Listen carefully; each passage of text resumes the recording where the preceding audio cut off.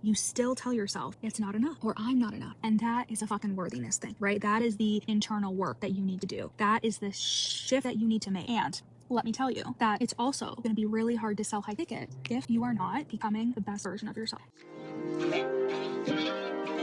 Welcome to Did I Stutter with Jill Perick. And yeah, I probably did because I have a stuttering disability. But I'm also a multiple six-figure business and mindset coach who's here to help you shut down the mindfuckery of imposter syndrome, self-doubt, and playing the nice girl in your content so you and your brand can blow the fuck up and so you can stack the motherfucking cash. I'm holding absolutely nothing back. We're talking marketing, messaging, mindset, subconscious healing, nervous system regulation, and how to do it all even with raging anxiety, ADHD, and just being a fucking human. If fuck is one of your favorite words and nothing can get in between you, your iced coffee, or the work that you're here to do, I'm your girl. Let's dive in.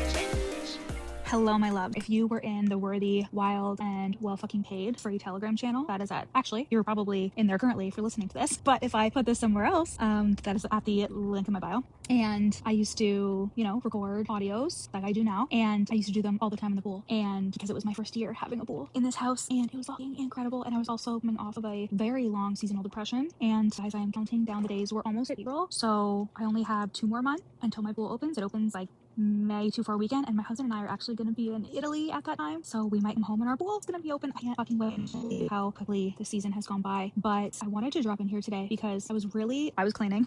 Surprise, surprise, it's a Sunday, and I was cleaning, and I was just listening to a training, and I was thinking about value, and I was thinking about high ticket offers, because I'm always thinking about my clients and how to serve them better. I'm thinking about how I can show up better, and I also get a little bit wobbly during my luteal phase, I'm not gonna lie, and I just have to constantly be like, Jill, you're in your fucking luteal. I literally got the Fitbit notification like, your period is due to start in 2 days, and I was like, oh right, the same phase that happens every single month. And I have all the negative thoughts and all the self-doubt, and I really have to work even harder on my inner work and my internal dialogue so I don't spiral the fuck out, because we got shit to do. We've got clients to coach, we've got offers to create. I'm in the midst of doing everything for Ruthless, the mini mind, and that is happening in a week. So if you want to create fucking content, I can hear my husband right now. He's doing the recycle, and he is probably thinking, what the fuck, who is she talking to? But we are going to be going hard in execution, hard with sales. You are going to be getting your content reviewed by me every single day, and you are going to speed up the direction in which you're already going. You're going to go balls to the wall for 2 weeks inside of Ruthless, and I am going to be there coaching you and supporting you, reviewing all of your content and telling you how you can create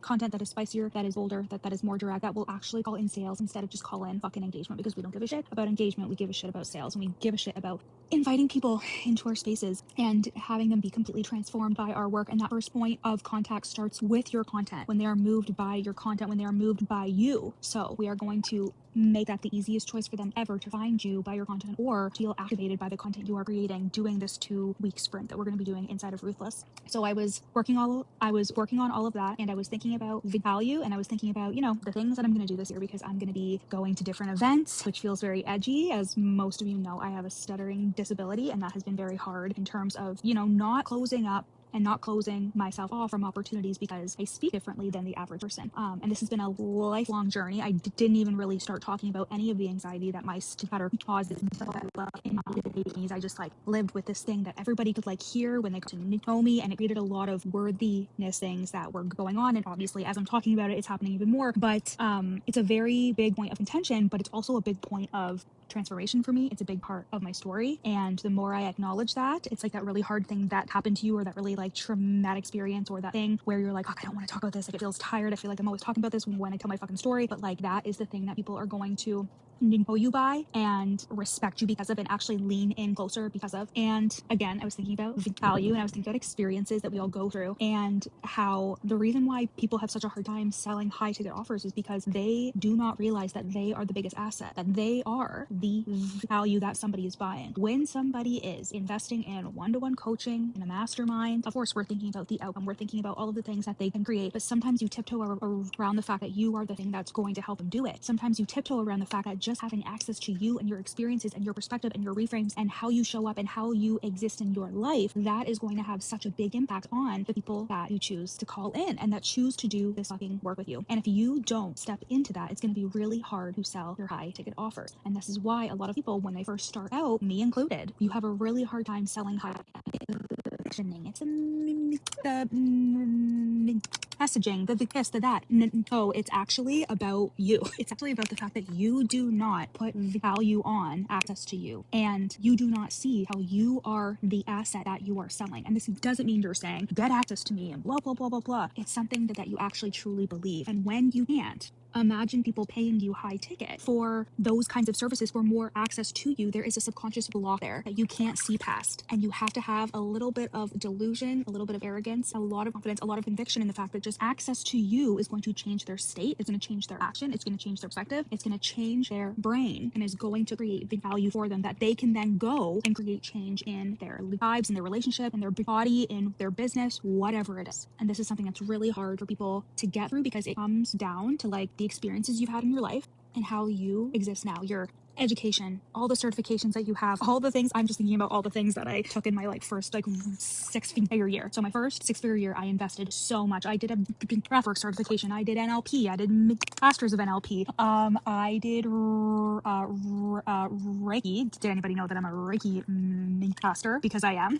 I have a bachelor's degree. I have a master's legal mediation. I have done a lot of things, and as I was doing them, and I didn't understand this at the time, but it's not just about the certifications, it was about the permission that I gave myself to show up and sell, because I was adding to my value stack. I was adding to the reason why somebody was going to hire me. Now I'm speaking to you because you probably have a lot of fucking things that are in your value stack already. You probably have years of experience. You probably have client testimonials out the ass like I do. You probably have all of these things that contribute to why people would pay you high ticket, but you don't let yourself go there. You still tell yourself it's not enough, or I'm not enough. And that is a fucking worthiness thing, right? That is the internal work that you need to do. That is the shift that you need to make. And let me tell you that it's also going to be really hard to sell high ticket if you are not becoming the best version of yourself. And listen, I also think too that people will take difficult times in their life, or times where you were in an income dip. I know it's a hard time saying that. You were in an income dip, or you were in a difficult season, and maybe you felt the need to pull back. You didn't want to be seen. You didn't want to be perceived because you were afraid. It was written all over your face. But the actual problem is you believed that your perceived value decreased because of your current performance. And in those seasons, it's the hardest thing to fucking do. And I've had to do it 10 times over. Literally, I had to do it last summer. I had to do it 3 years ago when I was driving around for Uber Eats. But like, those are the times that you need to really ground into what the fuck have you accomplished? Who have you, like, what are the things you've overcome and transcended and have done? And you need to ground into that every second of every day. I had to do that at length last summer because I forgot, and I believed that my perceived value had decreased because I was depressed, because I had an income dip, because all of these things. And I had to come back to my fucking power every single day. And it sounds fucking stupid, but it's the truth. And your perceived, you believe that it does, and that is a shame and worthiness issue. And if you are a high achieving girly like me, if you're the eldest daughter like me, if you have gleaned your value from your output and the things you've achieved like me, this is something that you will have to learn how to fucking reconcile. And it's hard, because I grew up really believing like people only care about me based on the things that I can achieve.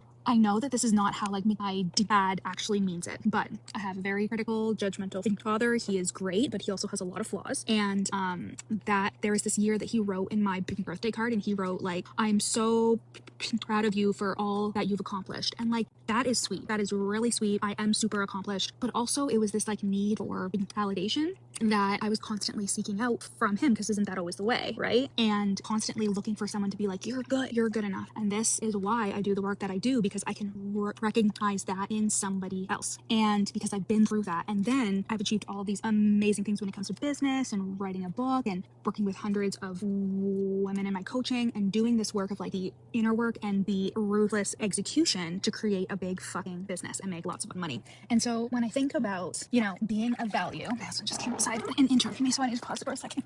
But when I think about like creating value as I am right now, so if I were to transfer myself after the summer, I've done 25, which I really want to, you guys, that I will. And I was thinking about like, okay, I need to get up every day with fucking purpose. I need to take care of, first and foremost, my mental health and my physical health. well. So I go to hot yoga and hot Pilates. I go for nice long walks with my dog or alone in the wintertime because she's a Chihuahua. I have two of them.